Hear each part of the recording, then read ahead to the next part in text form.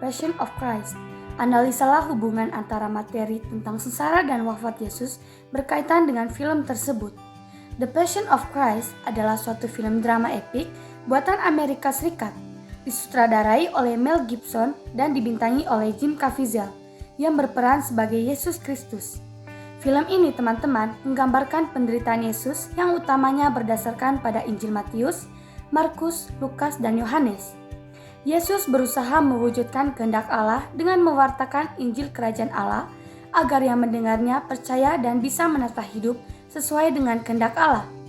Tetapi tidak semua menanggapinya secara positif, sebab ada sekelompok orang Yahudi yang mempunyai pengaruh dalam masyarakat menolak dia dan membunuh dia. Maksud baik Yesus dibalas dengan kejahatan. Bisa jadi kita pun sering mengalami penolakan yang sama. Di dalam film tersebut, imam besar bertanya, "Siapa pengemis yang kau bawa ke kami?" Dirantai seperti orang terkutuk.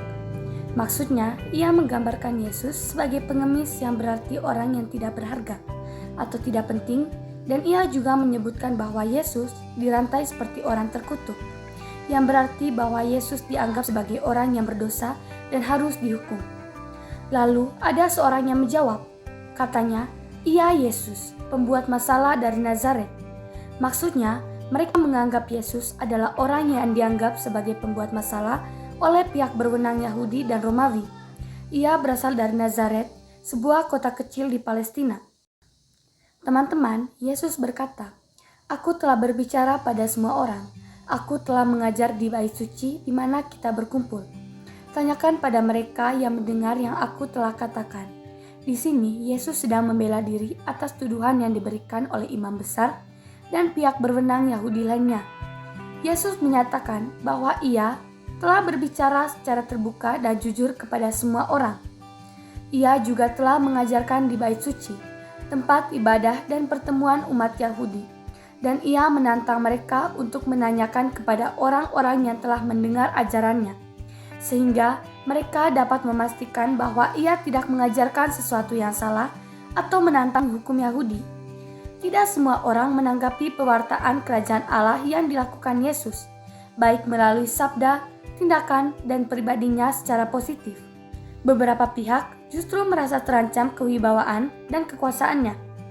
Sejak awal Yesus tampil di muka umum, orang Farisi dan pengikut Herodes bersama para imam dan ahli Taurat bersepakat untuk membunuh dia.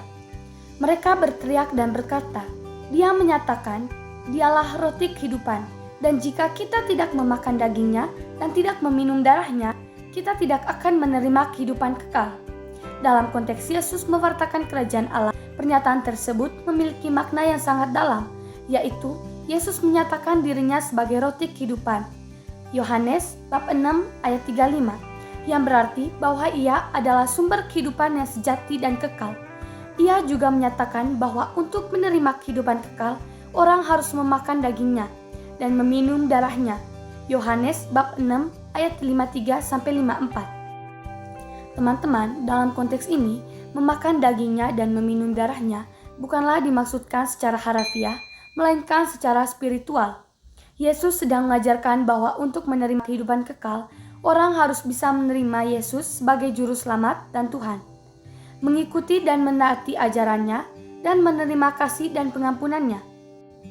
Pernyataan ini menekankan pentingnya iman dan ketaatan kepada Yesus untuk menerima kehidupan kekal dan menjadi bagian dari kerajaan Allah.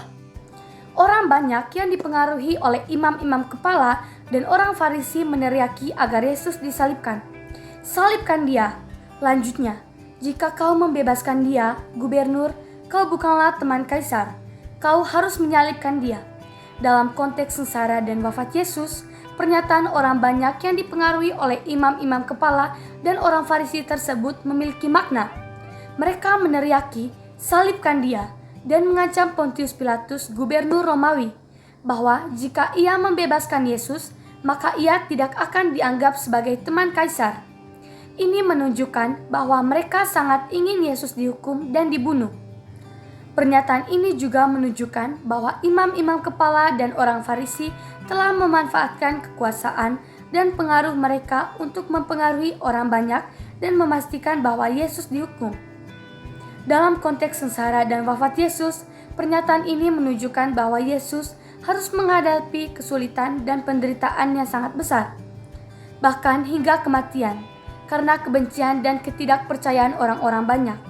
Namun, seperti yang kita tahu, kematian Yesus bukanlah akhir dari cerita, melainkan awal dari kemenangan dan keselamatan bagi umat manusia. Masalah pelanggaran hukum Taurat, sesungguhnya Yesus sendiri sangat menghormati hukum Taurat. Janganlah kamu menyangka bahwa aku datang untuk meniadakan hukum Taurat atau kitab para nabi. Melainkan aku datang bukan untuk meniadakannya, tapi untuk menggenapinya. Karena aku berkata kepadamu, sesungguhnya selama belum lenyap langit dan bumi ini, satu iota atau satu titik pun tidak akan ditiadakan dari hukum Taurat, sebelum semuanya terjadi. Karena itu, siapa yang meniadakannya, salah satu perintah hukum Taurat, sekalipun yang paling kecil, dan mengajarkan demikian kepada orang lain, ia akan menduduki tempat paling rendah di dalam kerajaan surga.